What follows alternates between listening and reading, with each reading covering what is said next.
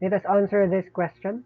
In a certain code language, 134 means good and tasty. 478 means see good pictures. And 729 means pictures are faint. Which of the following digit stands for C? If you know the answer, just comment down and see if we have the same answer. So today, we are looking for the word C. So, what digit corresponds to the word C?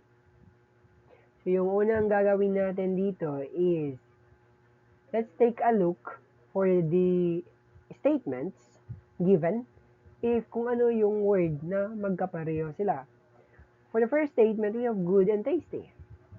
And the second statement, see good pictures.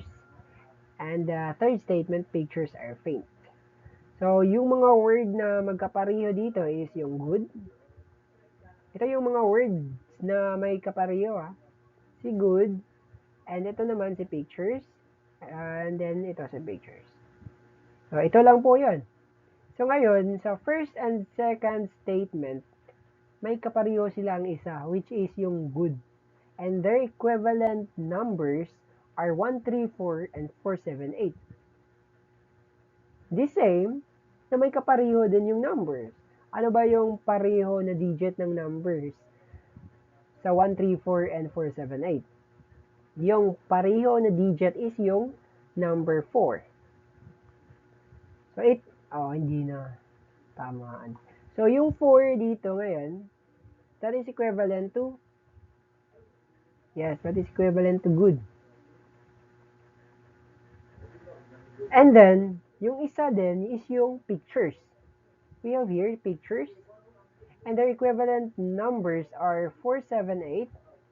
Ito, 478.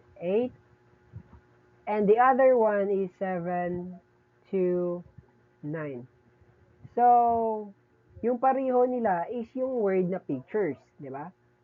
And then, itong mga numbers na ito, may similar din sila na digit, which is yung 7.